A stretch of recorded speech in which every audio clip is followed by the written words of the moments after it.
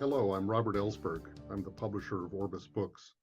I'm very happy to be joined by an Orbis author today, Father Daniel Groody, who is a Holy Cross priest who teaches at the University of Notre Dame. He's the author of several previous books, including editing the spiritual writings of Gustavo Gutierrez. But today we're going to talk about his new book, A Theology of Migration, The Bodies of Refugees and the Body of Christ. This is really the fruit of decades of work by Father Groody, both in his ministry, his teaching, previous books, and even films that he has produced. The forward to the book is by Pope Francis, and everyone knows that Pope Francis is very concerned with the issue of migration and refugees. It's one of his central themes. And I think reading this book made me understand that in a deeper way, because this is not just a book about a social problem or about our moral obligation to our neighbors in need, but through the lens of the experience of refugees and migrants, it really opened my eyes to a whole different kind of way of thinking about Christian faith. You say in the beginning that there are many different levels to this issue. There's social, political, etc. But there's also a theological dimension to the question of migrants and refugees. I wonder if you could talk about those kind of distinctions and how they fit together. Yeah. Well, first of all, thanks, Robert, for inviting me to join you, and a special thank you to all the work you've done at Orbis Books, because throughout my own history, formation, development, thinking, I've been so shaped by Orbis Books, and so it was a gift to just be part of this same history and to add my gotita, as they say in Spanish, my raindrop into kind of this overall reflection on theology, on migration, on liberation, and other things. So I'm really glad to work with you on this project and also see the ways so many Orbis authors has shaped me over the last number of decades. So I guess the starting point for me is this issue found me more than I found it, and it kind of emerges out of my own experience of living in Latin America, working with migrants in pastoral ministry, but also trying to think about this issue. And whenever I began to think about this issue, my mind kind of went into the area of spirituality, which was kind of my core interest, but also theology. And so I approached this, I wrote the book that I kind of knew how to write. I mean, there's a number of ways to write on this topic, but in the end of the day, I wrote it out of my own experience and reflection on this topic. And I realized that I'm not a political scientist, even if I dialogue and work on issues of politics. I'm not an economist, even though I have to really deal with issues as the economy shapes issues of migration. Nor a social scientist, even though that also has shaped the way I think. Fundamentally, I ask questions about God and about human life and our journey with God. And it's out of that I realized that migration was not just a social, economic, or political topic, but it's also a theological topic. I wonder if you could explain a little bit more what that means to say it's a theological topic. Yeah. Two foundational experiences for me, really shaped it. I think 20 some years ago, I was invited to join the Bishop's Committee on Migration to go down to the U.S.-Mexico border and to really look at the issue of migration. And I remember when we went there, one of the first things we did was we participated in a mass along the border. And what was unique at that time was that the community who gathered for mass was in both sides of the border, and they actually set the altar together on either side of the wall of the border, and they celebrated one Eucharist amidst this very divided political reality. So that kind of ignited my imagination to say, this issue of migration is not just people who are Christians fighting for social justice, so that is very much the case, but there's something about the Eucharist that names our community, our communion, but also the realities in which we live, which is really much a divided, reality. So I think that stimulated my imagination to say and ask the question, what is theological about migration? And when I first gave my job talks, even here in Notre Dame, I remember, some of the naysayers were like, "Oh, this isn't theological. This is actually just sociological." And And I thought, no, this actually is theological. This is theological because patriarchs were migrants, first disciples were migrants. But then as I really got into it, I thought, oh my gosh, Jesus himself was a migrant. Jesus himself, kind of, if you will, Barth helped me understand this. He talked about the journey of the Son of God into the far country, which basically, in some ways, I came to see as Jesus as the migrant Son of God who came into our sinful and broken existence to die on a cross to help us migrate back to our homeland. And so Jesus became the prototype migrant, if you will, if we look at it. And from that, kind of the derivatives of different ways migration shapes kind of our whole journey from God and back to God. That's Thomas Aquinas. But the second story that really affected me a lot in this was when Pope Francis came to office in 2013. The first place he visited outside the Vatican was Lampedusa. And the reason why he visited it was because there was a group of refugees that were traveling across the Mediterranean, and they could have as many as 700 people in these boats. And the ship capsized, and there were only 8 people that survived, and they survived by clinging to a fishing net in the middle of the ocean. And when the fishermen saw them, instead of saving them, they actually severed their nets and cast them to die into the ocean depths. And Pope Francis was so moved by the indifference to these migrants that within 8 days he traveled down to Lampedusa. He celebrated Mass by an ocean harbor, but he used a chalice made from the driftwood of a refugee boat. And so that stimulated my theological imagination as well to say, what does it mean to use a chalice made from the driftwood of a refugee boat at Mass? And so I worked with this community in Lampedusa, including the carpenter who made it, to try to get at the underlying, spiritual and theological significance of this. So eventually, as I wrote the book, what I realized that what's needed in our discourse around migration is not just more information, more stats, data, all that, but a new imagination. And what I did is I let the Eucharistic imagination shape the way we think about the narrative of migration. And so it was really a way of reforming the operative narrative about migration through a Eucharistic narrative. And so the structure of the book actually mirrors the structure of the Eucharist from the Roman Rite. Well, you start the book with a very helpful kind of overview of the reality of migration and the plight of refugees today in the world. And of course, in the United States, we focus very much on our southern border, but this is really a global issue with the refugees from Ukraine now, from Syria, Africa. It's a very hot topic in Europe and around the world. But then you move into something that I found really fascinating, which was to show how a scripture, Old Testament and New Testament, are just saturated with stories of displacement, travel, pilgrimage, journey, exile, migration. Not only the whole story of the people of Israel and going into exile, the story of Ruth in the New Testament, as you mentioned, Jesus's own experience with the Holy Family in exile in Egypt. But then you go into even like a deeper level of not just treating this as a matter of people going from one place to another, but the whole problem that is central in the New Testament of seeing people as the other or as not like us, and this inclusive kind of family that Jesus is calling us to. That's right. What's at stake in this book is a theology of communion. And while the dominant political narrative, especially around migration, is really from our oneness to otherness, really othering people like migrants, the dominant theological narrative, spiritual narrative, Christian narrative is from our otherness to oneness. So in many ways, Christ came to bring Humpty Dumpty back together again, if you will. And if it's our brokenness and fragmentation, ultimately our alienation, which is at the heart of our dis-ease as a human community, that Jesus came to really speak to that in ways to bring a fragmented humanity back together again. So that's the through line in the book, is really trying to look at this vision of communion. And that's why it's our long journey of human life seen in this way is really about a journey of migration towards communion. And if we actually see migrants as so fundamentally others, the irony is that makes us the alien. That makes us really so alienated from our own humanity that we can't see our connection to one another. Mm-hmm.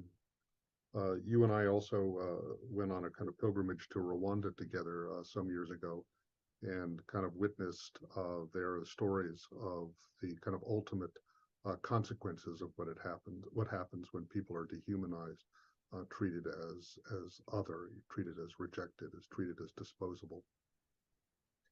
Yeah, that those stories of Rwanda, Robert, is such a great experience being there with you. But it's such a difficult research project, probably the most vexing of all of the ones that we did. And I think, for me, there's different layers of migration. You have the economic migrants, people looking for jobs. You have the refugee or fleeing their homelands because of political violence or human rights violations. You have victims of human trafficking who are targeted and exploited in their vulnerability. And then you have situations like genocide. There were moments during that time in Rwanda, speaking with the survivors of genocide, to me that still um, um, work and speak and challenge me in so many ways. And I think that was an extreme example of othering, and I think in Rwanda in particular, it was striking to me that in the beginning, there was no distinction between Hutus and Tutsis. Then it was a classification determined by how many cows you had. Mm-hmm. Then it moved into a economic division, then a social classification, then an ethnic divide, then a rationale for genocide. So that's an extreme example, but it does point to how, somehow in our struggles for identity, othering is part of that, and not all of that is bad, but it can kind of lead down these very self-destructive and alienating paths. Mm-hmm. A few years ago, I actually edited at Orbis a collection of the Pope's writings on refugees and migrants. It was striking to me what a central theme it was for him, and it was ironic to consider at that time that the two people who seemed to put the issue of migration and refugees front and center from polar opposites were Donald Trump and Pope Francis, and you saw almost that kind of collision of two completely different moral universes. Um, but I'm glad you talked about his trip to Lampedusa, which was in a way his kind of inaugural speech outside of Rome, uh, and and for him it's not just a moral issue. We have to take care of the stranger, we have to feed the hungry, etc. But really, it goes to the heart of the Christian message about uh, seeing one another as brothers and sisters, as children of God.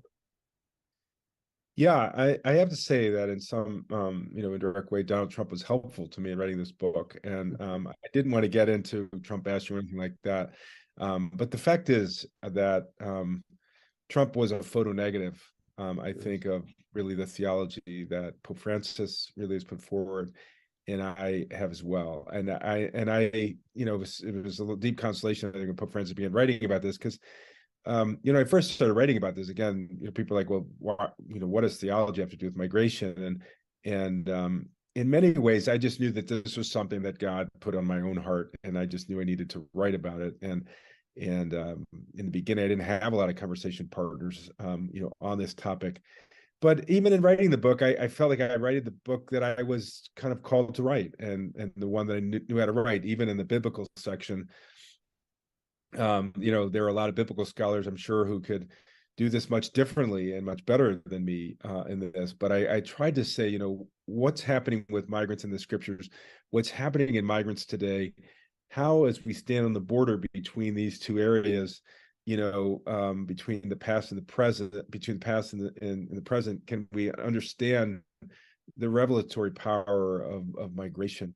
But I do think that there is something underneath all of this. If we look at Trump and Pope Francis, that really we have to ask how we're not, and I try to bring this out at the end.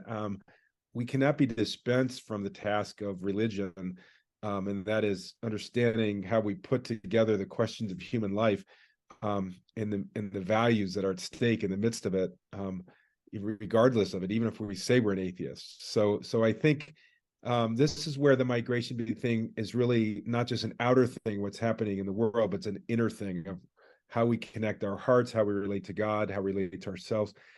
how we really look at the meaning and purpose of our lives. So kind of all this was at stake, I think, in putting together these reflections. Well, coming to the theme of the Eucharist, which is central to your book, I was really interested in thinking in a new way when you described the Last Supper as a kind of reenactment of the Passover story, and relating to that to Jesus' own sacrifice. And you make all kinds of interesting sort of metaphorical uses of that idea of Passover, of passing over from migrant to person, from alien to neighbor. That was a new way for me of thinking of what the mystery of the Eucharist is about.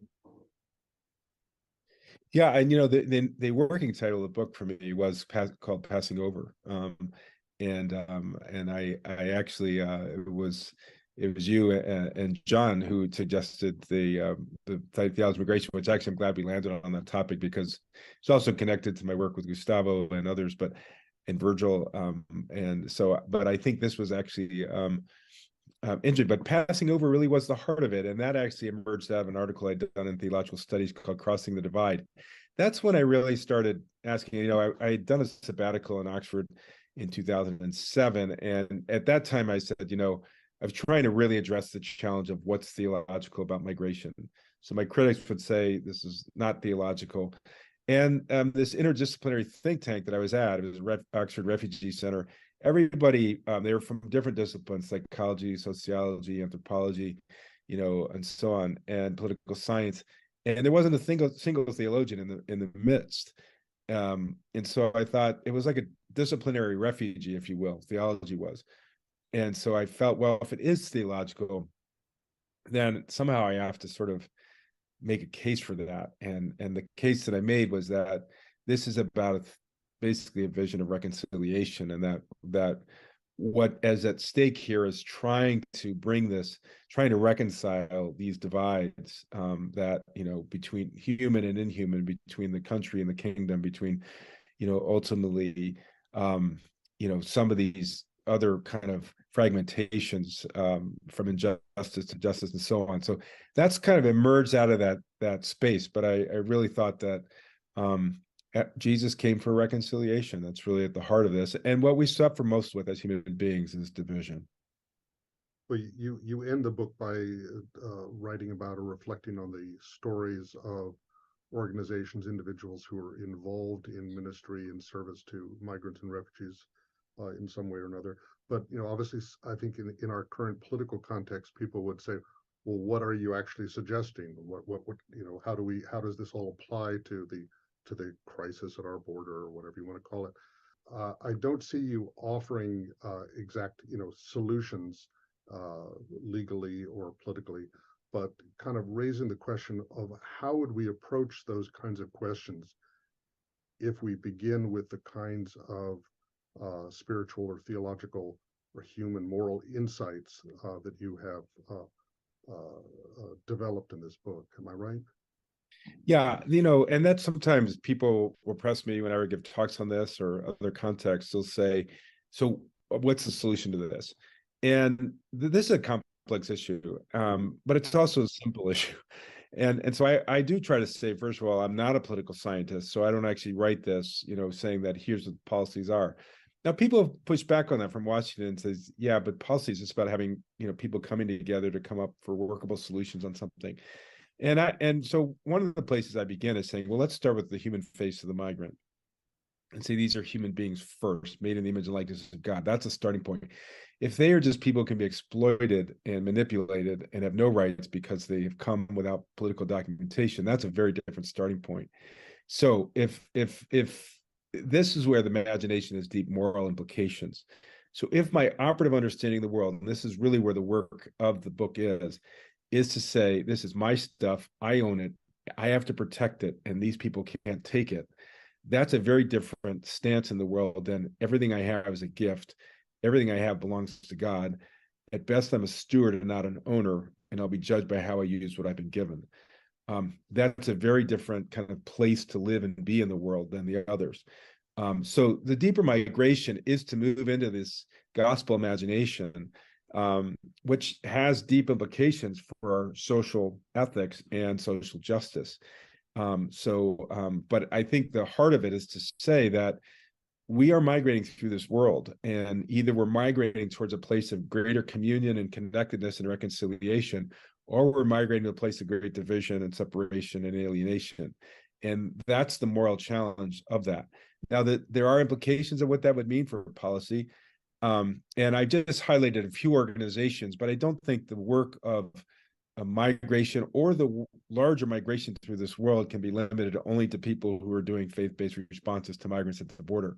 They were more kind of illustrative of how people are living and being in the world in a different way, and how they're living out a different narrative. So the work you've done with Dorothy Day, the work that you've done on the saints, so much holds up this point of how do we live and move and be in the world, and that Jesus is inviting us to live and move and be in the world in a way that is more life-giving, in a way that's more connected and more at peace, I think, with who we're created to be. Thank you very much. I think that's a wonderful summary of what this book is about, and certainly what I took away from it. So thank you very much, Father Groody, and I urge everyone, please, to read this marvelous book, Theology of Migration. As I said, it's not just about migration. It's about deeper questions of what it means to be a Christian, but what it also means to be a human being. So thank you very much. Thanks so much, Robert. Always great to be with you.